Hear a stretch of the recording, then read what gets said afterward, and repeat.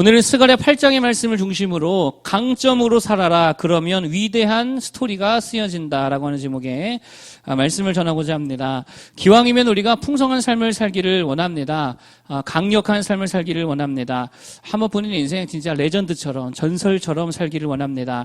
그러려면 어떻게 해야 되는가? 오늘 그것에 대해서 몇 가지를 말씀드리기를 원합니다. 첫 번째로 강점으로 살아라라고 하는 거예요. 뭘로 살자고요? 강점으로 살아야죠. 약점으로 살면 안 되겠죠. 사람들에게는 누구나 약점도 있고 강점도 있습니다. 근데 바보들은 언제나 이 약점을 의식하며 살아가고 있다라고 하는 거예요. 그래서 약점을 숨기려고 그러고 감추려고 그러고 약점을 극복하려고 그러고 그러다가 시간 다 축내고 돈 다 쓰고 그렇다고 뭐 극복을 했냐? 그렇지도 못하다는 거예요. 그런데 고수들은 어떻게 살아요? 약점은 별로 생각하지 않습니다. 의식하지 않습니다. 자신의 강점에 집중하며 살아가더라라고 하는 거예요. 예를 한다 든다면 박지성 선수 아시죠? 축구 선수 박지성. 박지성의 단점은 명확했지요. 스피드와 테크닉이 좀 부족했다. 이게 박지성의 단점 아닙니까? 그런데 강점도 분명했어요. 강점이 뭐였냐? 박지성의 강점은 엄청난 체력과 축구 지능이 되게 뛰어났다라고 하는 거예요. 이게 강점이었습니다. 결국 박지성은 부족한 부분을 더욱더 채우려는 노력보다 강점을 더 극대화하는 방향으로 나아갔다는 것. 체력과 축구 지능으로 승부했습니다. 유럽에서 통했어요. 그래서 맨체스터 유나이티드까지, 당시 맨체스터는 최고였잖아요. 맨체스터 유나이티드까지 갈 수 있게 되었다라고 하는 거죠. 이게 고수들의 특징입니다. 뭘로 살자고요? 강점으로 살자라고 하는 거예요. 자, 오늘 이스라엘을 보면 강점과 약점이 명확하잖아요. 약점이 뭡니까? 되게 많죠. 나라가 일단 없잖아요. 나라를 잃어버렸습니다. 이거 얼마나 약점입니까? 주권이 없다는 거예요. 숫자가 적다는 거예요. 물자도 없어요. 자원도 없어요. 돈도 없어요. 셀 수 없을 정도로 약점이란 약점은 다 가지고 있었던 게 오늘의 이스라엘이었다라고 하는 것입니다. 여러분, 우리들도 좀 이와 비슷하다라고 생각이 듭니다. 약점을 따지자면 많아요, 적어요? 여러분, 내 약점을 한번 생각해 본다고 한다면 많습니까, 적습니까? 많죠. 저 같아도 뭐 되게 많지요. 우리가 뭐 백이 있습니까? 돈이 있습니까? 그렇다고 무슨 월등한 실력이 있습니까? 집안이 좋습니까? 결혼을 잘했습니까? 학벌이 좋습니까? 약점을 재현아 이렇게 웃니? 약점을 나열하면 하루 종일 할 수 있을 것 같아요. 밤새도록 할 수 있어요. 약점에 대해서 얘기하면. 자, 그런데 그런 이스라엘, 약점이 이렇게 많은 이스라엘 백성들에게 단 한 가지의 강점이 하나 있었다라고 하는 거예요. 그게 뭡니까? 위대하신 하나님이 누구의 하나님이에요? 이스라엘의 하나님이었다는 거예요. 약점은 어마어마하게 많은데 강점 하나 딱 있어요. 그게 뭐였냐? 하나님이 나의 하나님이시더라. 2절에 뭐라 그래요? 2절에. 2절 한번 읽어보겠습니다. 2절 시작. 만군의 여호와가 이같이 말하노라. 내가 시온을 위하여 크게 질투하며 그를 위하여 크게 분노함으로 질투하노라. 아멘. 시온을 위해 질투한다. 이게 무슨 말입니까? 시온은 누구 거라는 거예요? 하나님 말할 때. 시온은 내 거라는 거예요. 예루살렘 누구 거라는 거예요? 내 거라는 거예요. 이스라엘 누구 거라는 거예요? 내 거라는 거예요. 내 거니까 아무도 건들지 마. 내가 다 지켜줄게. 뭐 그런 거 아니겠어요? 4절, 5절에 보니까 그래서 나의 소유된 시온 백성들에게 어떻게 할 것이냐. 4절, 5절 한번 보겠습니다. 4절, 5절 시작. 만군의 여호와가 이같이 말하노라. 예루살렘 길거리에 늙은 남자들과 늙은 여자들이 다시 앉을 것이라. 다 나이가 많음으로 저마다 손에 지팡이를 잡을 것이요.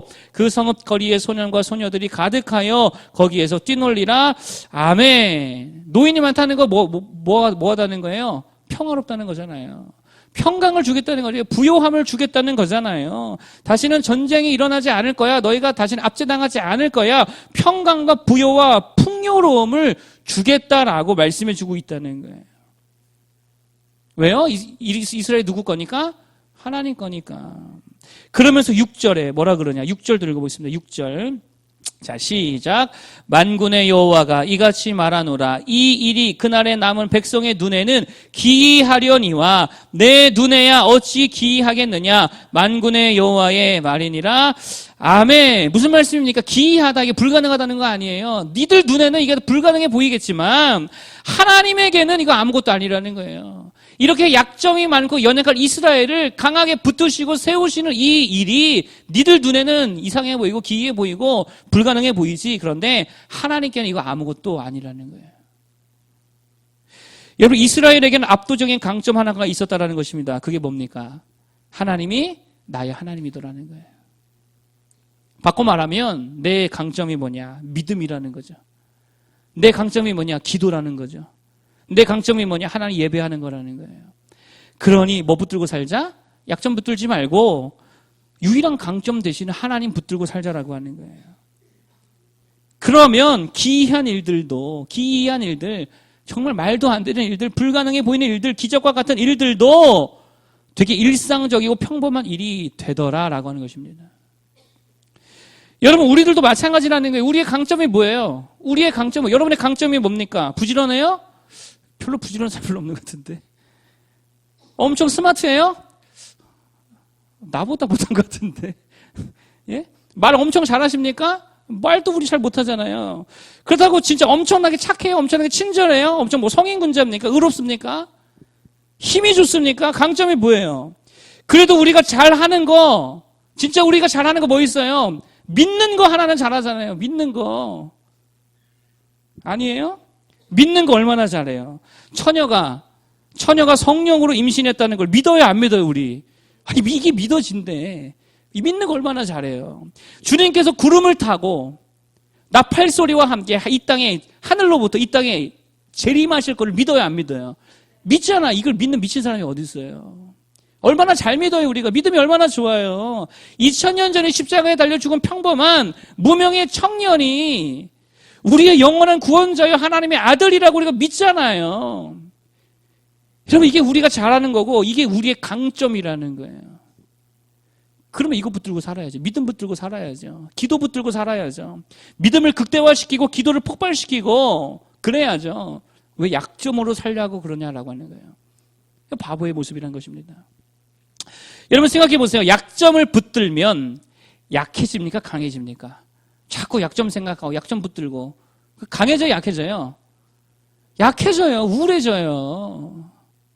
없는 거 생각해봐야 우울해지죠. 이스라엘이 자꾸 없는 군사, 우리는 군대도 없어. 우리는 정치가도 없어. 우리는 뛰어난 어떤 리더도 없어. 뭐 외교도 우리는 개판이야. 문화도 별로야. 이런 거 붙들면 실망만 되잖아요. 걱정과 근심만 늘지요. 그런데 강점 붙드니까, 믿음 붙드니까, 기도 붙드니까 어떻게 됩니까? 9절에 뭐라 그래요? 9절. 한번 읽어보겠습니다. 9절.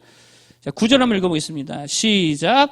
만군의 여호와가 이같이 말하노라. 만군의 여호와의 집, 곧 성전을 건축하려고 그 지대를 쌓던 날이 있었던 선지자들의 입의 말을 이 날에 듣는 너희는 손을 견고히 할지어다.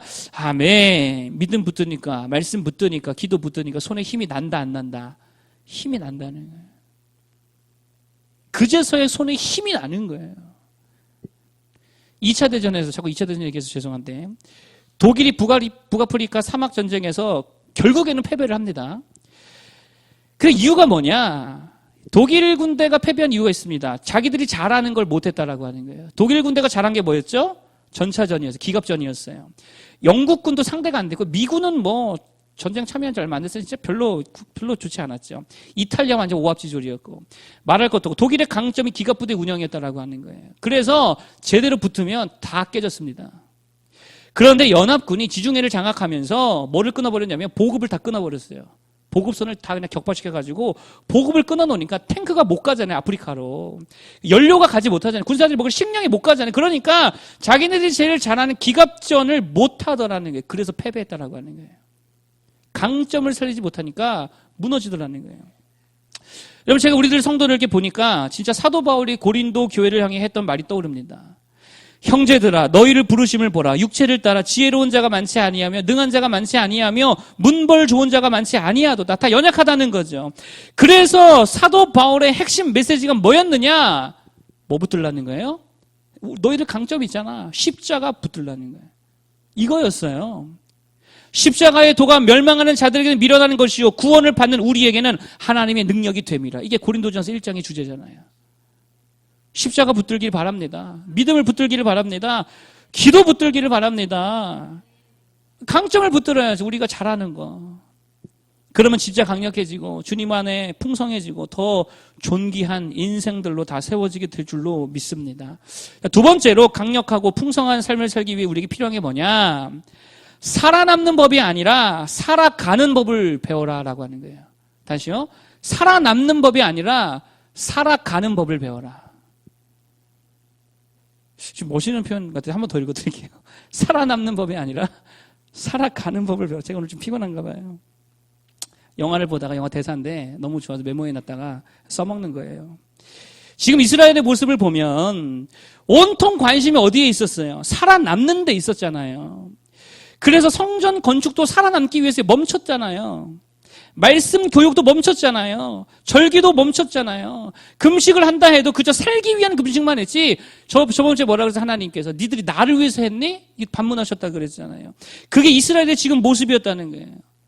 살아남으려고 살고 있었다라고 하는 거예요. 그런데 주님이 지금 말씀하신 게 뭐냐? 살아남는 법이 아니라 살아가는 법 좀 배우라는 거예요. 하나님의 백성으로 살아가는 법을 좀 배워라. 16절, 17절에 그래서 뭐라고 말씀하십니까? 16절, 17절. 한번 읽어보겠습니다. 16절, 17절. 시작. 너희가 행할 일은 이러하니라. 너희는 이웃과 더불어 진리를 말하며 너희 성문에서 진실하고 화평한 재판을 베풀고 마음에 서로 해하기를 도모하지 말며 거짓 맹세를 좋아하지 말라. 이 모든 일은 내가 미워하는 것이니라. 여호와의 말이니라. 아멘. 뭐 하라는 거예요? 살아남는 법이 아니라 살아가는 법을 좀 배우라는 거예요. 여러분 16절 17절의 핵심 키워드 하나 고르라고 한다면 어떤 단어가 제일 중요한 단어일까요? 16절 17절에서 더불어 이게 제일 중요해요. 더불어. 한 정당과 상관없는 얘기예요. 더불어. 살아가는 법의 핵심이 뭐냐? 어떻게 살아가라고요? 더불어 살아가라는 거예요. 누구와? 첫째는 하나님과 더불어 살아가야 될 줄 믿습니다. 두 번째는요, 사람과 이웃들과 더불어 살아갈 줄 알아야지.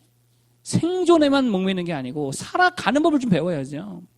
그리고 우리의 문제가 뭐예요? 살아가는 법을 몰라요. 살아남는 데에만 혈안이 되어 있고 살아가는 법을 모른다라고 하는 거예요. 하나님과 더불어 동행하는 법을 몰라요. 하나님 앞에서 내가 할 일은 해요. 내 역할은 하긴 해요. 그런데 하나님과 더불어 걸어가는 법을 모른다라고 하는 거예요. 여러분, 하나님이 우리에게 원하시는 게 뭡니까? 제사입니까? 하나님과 동행하는 것입니까? 하나님과 동행하는 거잖아요. 미가서 6장 8절에 보니까 여호와께서 내게 구하시는 것은 오직 의를 행하며 인자를 사랑하며 겸손하게 내 하나님과 함께 동행하는 것이 아니냐. 하나님 우리에게 원하시는 거 동행이라 그랬어요. 겸손하게 하나님과 함께 동행하는 거, 더불어 하나님과 살아가는 거, 이걸 주님이 원하신다라고 하는 거예요. 여러분, 그래서 하나님께서 이스라엘 백성들을 애굽에서 출애굽하게 하신 다음에 어디로 인도하세요? 광야로 인도하시잖아요. 여러분, 광야에 대해서 묵상하면 참 많은 것들 묵상할 수 있는데 왜 광야일까? 많은 것들을 이야기할 수 있겠지만 왜 광야일까요? 광야는 하나님과 온전히 더불어 살아갈 수 있는 공간이기 때문에. 그렇잖아요. 광야의 의미가 뭐죠? Nothing. 광야는 아무것도 없습니다. 그러니 자동적으로 어떻게 됩니까? 세상과 나는 간 곳 없고 누구만 보여요? 구속한 주만 보이도다가 되는 거예요. 주님하고만 더불어 동행할 수 있는 공간이 어디냐? 그 주님과의 더불어 동행에 최적화된 공간이 바로 광야였다는 것입니다. 그래서 광야로 인도하셨다는 거예요. 그런데 우리들은 광야에서 하나님과 더불어 살아가는 것보다 뭐를 더 원하고 있냐면 그냥 빨리 이 광야 벗어나는 것을 바라고 있다는 거예요. 그냥 빨리 이 가난에서 벗어나고 그냥 이 고통에서 벗어나고 그냥 이 삶에서 좀 벗어나고 살아남기만을 바라고 있다라고 하는 거예요. 좀 살아갈 수 있는 자를 되길 바라겠습니다. 숨 쉬지 못해도 괜찮아. 이제는 저에게 책이 없어요. 줘버렸어요. 누구 읽으라고. 숨 쉬지 못해도 괜찮아. 이 주인공 김원유 씨 책을 읽으면서 그 엠브로 살아간다 그랬잖아요. 엠브로. 야, 처음에는 이렇게 생각했어요. 처음에는 야, 이렇게도 사람이 사라지는구나 이런 생각이 들었어요. 야, 저렇게도 사라지는구나. 근데요, 생각하면 생각할수록 보면 볼수록 김온유라고 하는 청년의 삶이야말로 진짜 살아가는 법을 아는 삶이구나라고 하는 것을 알게 되었어요. 매일마다 그 책을 읽어보세요. 매일마다 하나님과 더불어서 말씀 가운데 기도 가운데에 하나님과 동행하는 삶을 매 순간을 살아갑니다. 매일같이 찾아오는 봉사자들과 성도들과 의사와 간호사들과 더불어서 살아가고 있다는 거예요. 살아남기 위해 사는 게 아니에요. 그 자체를 살아가는 법을 알고 있다라고 하는 것입니다. 저는 그녀의 삶이 진짜 복된 삶이라고 생각이 듭니다. 살아가는 법을 아는 인생 되기를 축복합니다. 하나님과 더불어 살아갈 줄 알고, 사랑하는 사람들, 아내와 남편과 더불어 살아갈 줄 알고, 성도들과 좀 더불어 신앙생활 할 줄 알고, 직장에서도 동료, 상사, 부하, 직원 맨날 욕만 할 게 아니고 더불어 살아갈 줄 알고, 거기에 행복이 있고 만족이 있고 강력함이 있게 될 줄로 믿습니다.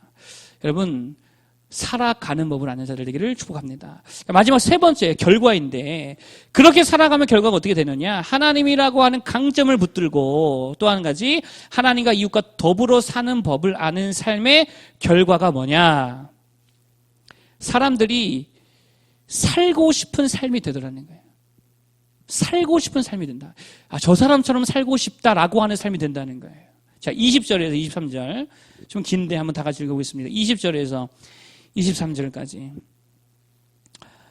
자, 한번 읽어보겠습니다. 시작. 만군의 여호와가 이같이 말하노라. 다시 여러 백성과 많은 성읍의 주민이 올 것이라. 이 성읍 주민이 저 성읍에 가서 이르기를 우리가 속히 가서 만군의 여호와를 찾고 여호와께 은혜를 구하자 하면 나도 가겠노라 하겠으며, 많은 백성과 강대한 나라들이 예루살렘으로 와서 만군의 여호와를 찾고 여호와께 은혜를 구하리라. 만군의 여호와가 이와 같이 말하노라. 그 날에는 말이 다른 이방 백성 10명이 유다 사람 하나의 옷자락을 잡을 것이라. 곧 잡고 말하기를 하나님이 너희와 함께 하심을 들었나니 우리가 너희와 함께 가려 하노라 하리라 하시니라. 아멘. 이방 사람들이 다 유대인들에게 와서 뭐라고 한다고요? 야, 나도 너희같이 살고 싶다. 너희가 믿는 그 하나님 나도 한번 알고 싶다. 나도 한번 은혜를 얻어보자. 나도 너처럼 한번 살아보자. 이렇게 된다는 거예요. 여러 백성과 민족들이 이스라엘에게 와서 나도 너처럼 살고 싶다고, 나도 너 믿는 하나님 믿어보겠다고, 나도 너 같은 인생 살고 싶다라고 말하는 인생이 되더라라고 하는 것입니다. 여러분, 이게 하나님을 강점으로 삼고 하나님과 더불어 살아가는 사람에게 주어지는 그 인생의 결론이라는 거예요. 사람들이 살고 싶은 삶이 된다는 거예요. 누가 내 삶을 보면서 나도 너처럼 살고 싶다, 이런 삶이 된다는 거예요. 다시 말해, 위대한 스토리와 감동이 있는 삶이 된다는 거예요. 제가 종종 읽고 있는 명품 브랜드에 관한 책이 있습니다. 거기 보면 진짜 명품 중에 명품들의 특징들에 대해서 여러 가지 이제 나오게 되어지는데, 언젠가도 말씀드렸지만 새벽 예배 때 제가 말씀드렸어요. 명품의 특징이 뭐냐? 역사와 전통이 있고, 또 한 가지 강력한 프라이드가 있다 그랬죠. 자기 자신의 브랜드에 대한 프라이드가 있다.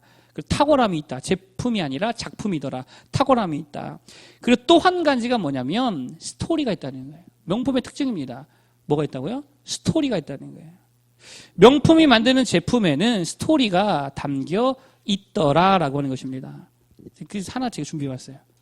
시계가 보이죠? 이게 반클리프 아펠이라고 하는 주얼리 브랜드에서 제작한 시계 중에 한 모델인데, 레이디아 펠퐁데 자모르라고 하는 모델이래요.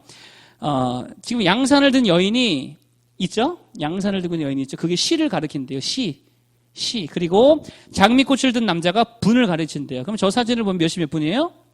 7시 45분 정도 되겠죠? 그런 시계라는 거예요. 자, 이 모델, 이 시계가요, 가격이 얼마 정도일까요? 이 시계가 가격이 얼마일까요?